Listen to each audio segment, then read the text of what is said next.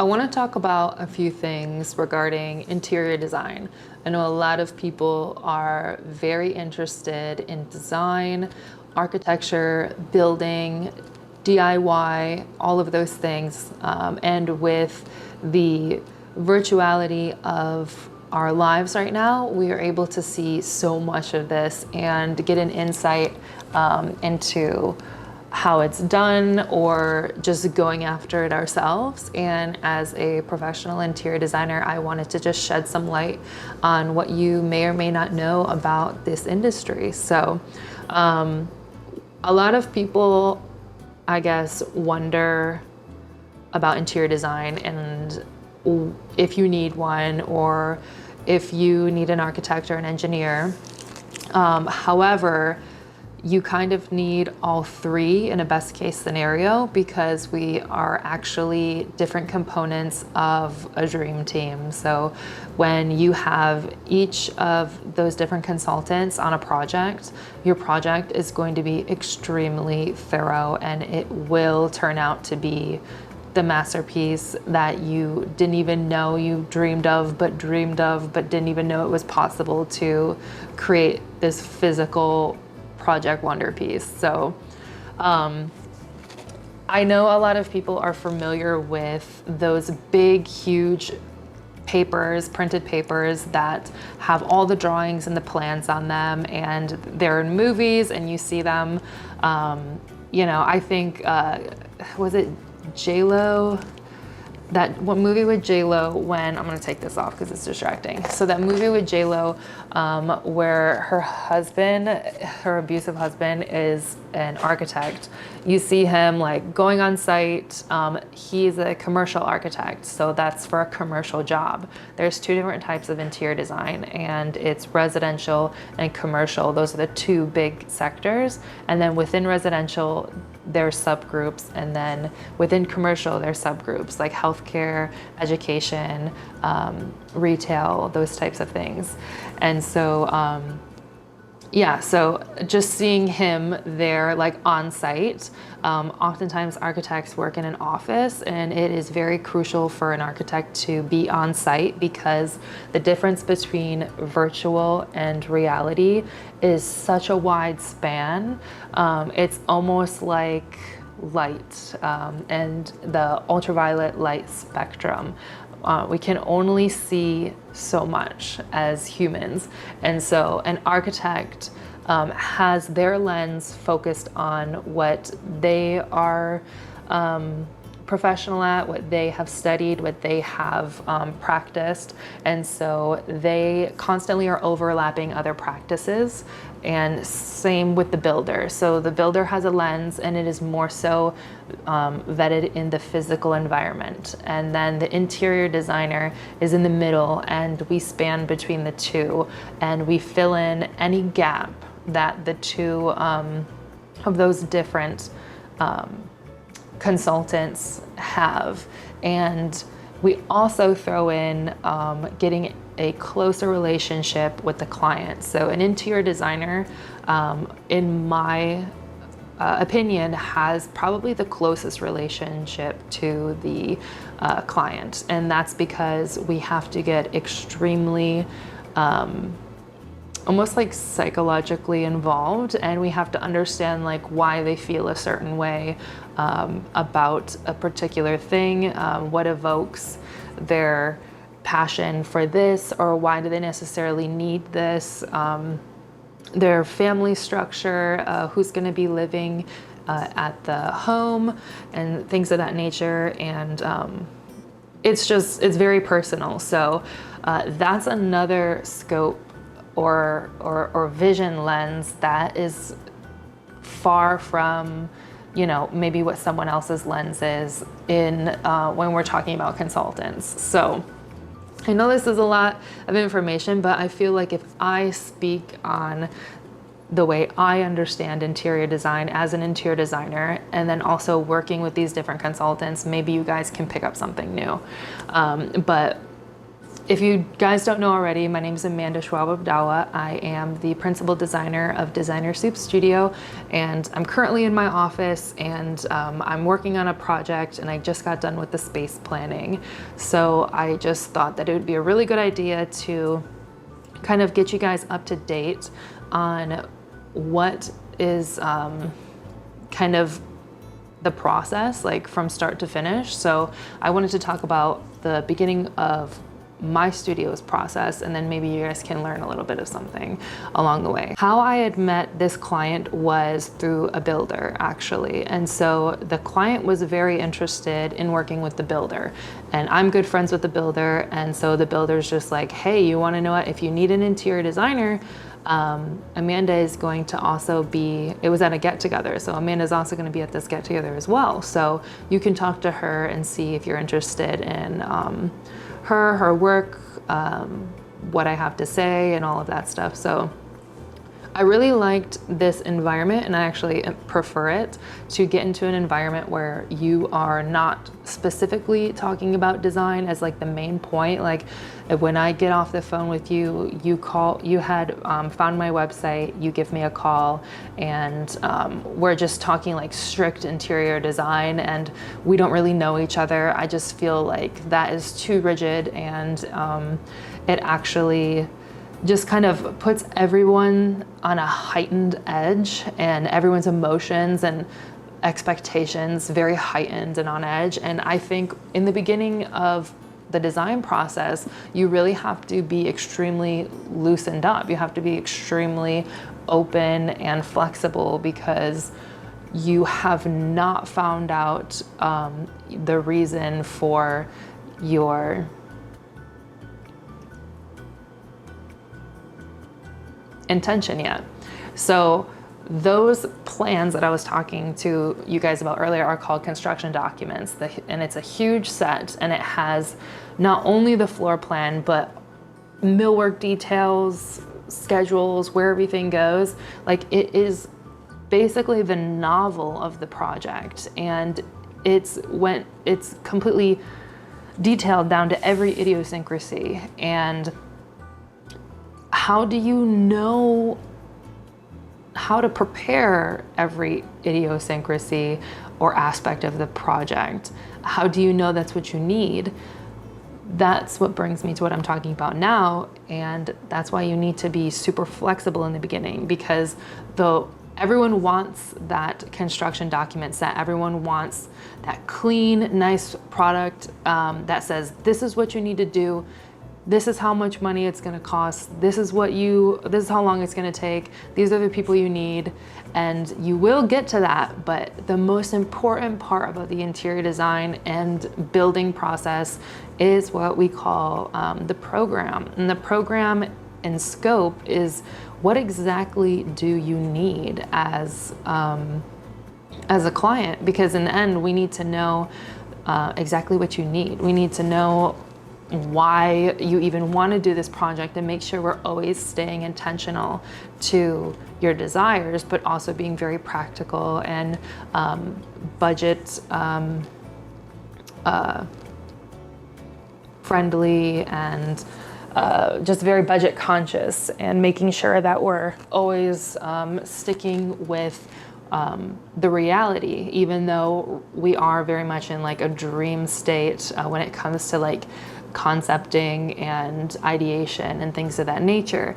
So that's why I prefer having a low-key conversation in the beginning, because it brings the walls down of the client or potential client, and it lets them be less intimidated by me. They may think that I know, this much or this much, or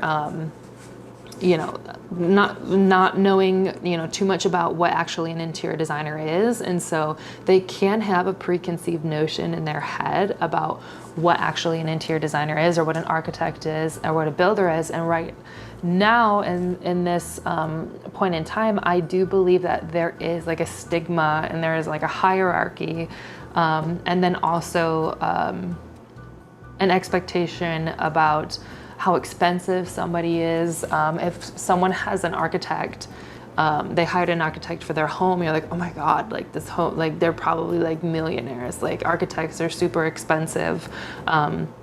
But in reality, everyone that does work on that project is actually making everything move extremely efficiently, and it is actually saving you some money in the long run, depending on what type of architect or interior designer that you do get.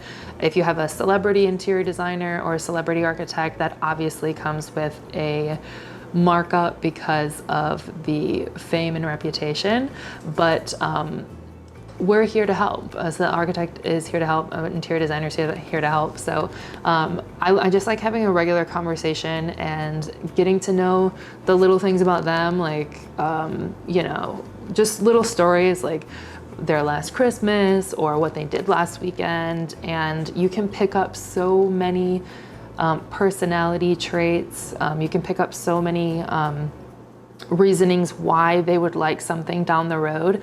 Like this conversation that I'm having right now, it may seem like it has nothing related to interior design, talking about the time that they performed you know, A Midsummer Night's Dream in high school and why they were this character and why they stopped or why they continued in theater. That gives me so much information about why someone would like a certain fabric or a certain finish or a certain look or aesthetic. And it's not like, oh, okay, so you performed in a Shakespearean play, so you like, you know, everything English Shakespearean, like motifs and decorative. That's not what I'm getting at. It's the aesthetic pull that you can grab from those little tiny items that only an interior designer can link in their mind between the vast box of information that they have. I'm literally like holding on to a couple fabrics as I talk right now. You know, just these products, these vendors that we have. We have literally a library of like thousands and thousands and thousands of vendors, from furniture to wood finishes, tile, windows. Interior designers definitely have to know about windows, and it's something that a lot of people don't really consider, but we oftentimes get pulled into working with the exterior material finishes if there isn't an architect involved, or even if there is an architect involved, because the outside of a project and your approach on the site is very critical to the feeling that you want to have in the inside too. But that's another story for later. I know I'm talking all over the place, and you know, some of you guys might understand, some of you guys might be a little lost in translation, but I just want to have a lot more of these like sit downs where I talk to you guys about interior design and just share you what I'm thinking at the moment. I have so much information in my head that I feel like I'm kind of a mess when it comes to pouring out this content. So I feel like it will pick up a repetition or steam or whatever. But yeah, I guess what I want to tell you guys right now is, so how I met this client was we had that conversation. It was very low key, and we really hit it off like interpersonally, and that's a huge thing that is a plus when you're working with someone, is you flow and you guys get, you know, you hit it off. And it's something that's very important, because how you communicate initially oftentimes pulls through the project. And if you guys can laugh and have a good time talking initially and just getting to genuinely know each other, then that's gonna pull through the project. And you'll know when the tone gets serious and when it's time to be a little bit more professional, because we have to make a deadline, or information needs to be passed on from one consultant to the other. But then we can also laugh and have fun when someone says something funny, or there's like a weird fabric, or, you know, just really letting your personality out and just having fun, like not forgetting to have fun throughout the project, because designing, and it should be fun. Like having this project should be fun, especially when it's your home.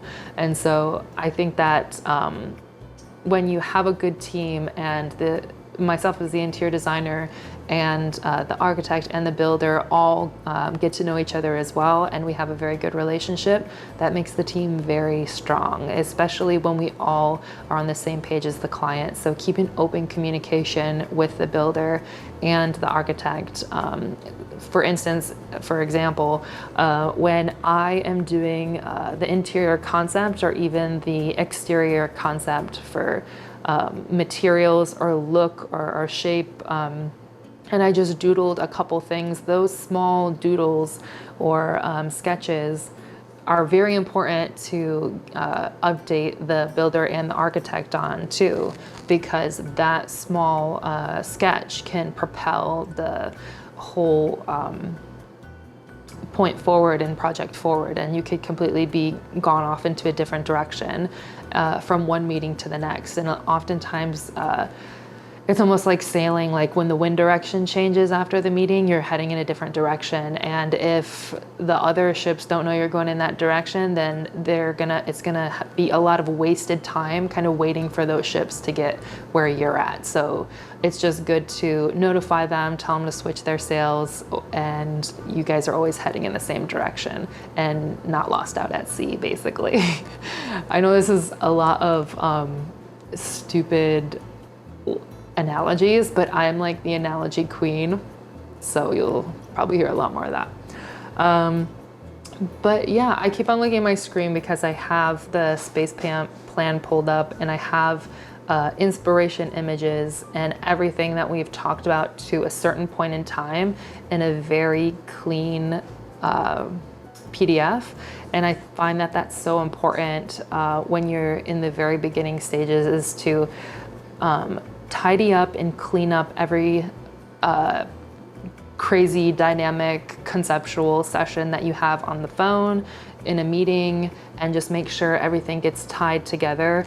And then we can review it and say like, okay, this is where we're at. This is what we talked about. This is what we do like. We already talked about what we don't like, and just continue to comb everything out. So what I'm trying to convey in this video is that in the beginning stages, everything is super free, including your sketches, including your diagrams, in which you do. Interior designers and architects work with what we call bubble diagrams and blocking diagrams.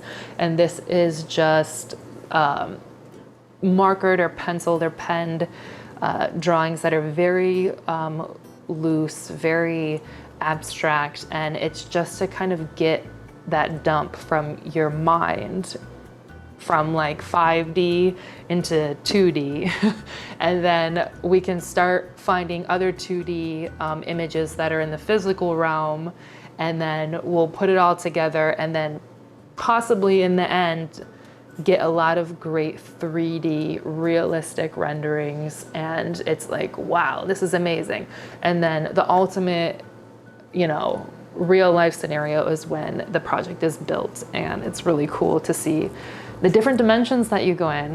You guys might think I'm crazy, but like interior design, architecture, and building is just a bunch of crossovers in mental dimensions, and that's why it's so hard, and that's why it's so complicated. And communication is the biggest key, and that's why we draw. That's why we have all of those plans. That's why we have all these systems, is because whatever allows us to communicate our mental dimensions better, quicker, faster, and more diligently, the better it's going to be to work with others. And that includes like manufacturers, vendors, millwork drawings, people that create one-of-a-kind custom pieces. And you always have to communicate everything out to everyone. There was a change, everyone needs to know. And so if you don't have your systems right, that can, again, like the sailboats, detract and kind of put a bump in the road. And so that could slow the project down, and the client does not like it when the project is slowed down.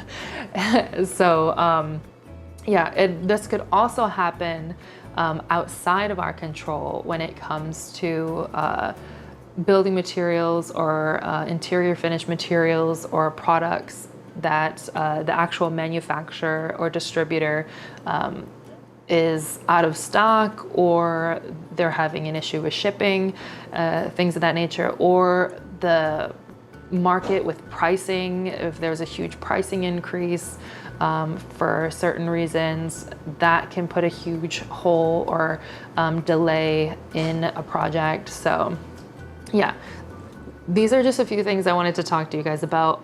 I think I'm gonna do a lot more of these casual chats where like I just turn the camera on, and whenever I want to talk about something, I'll just take a break from my desk and turn to you guys and, you know, give you a little bit of insight into what I do. But that is, in a nutshell, like the beginning kind of stages of what you can expect in interior design. And it's definitely the interior designer, builder, and architect's responsibility to make sure that you're understanding and you know what to expect when it goes from initial, you know, meet and greet to, okay, we're actually working together. Like what are you gonna expect? And that's just fluid communication and making sure that we pull a lot of information out of you as a client, basically, because you want to have those construction documents immediately, but we have to tell you to slow down in the beginning.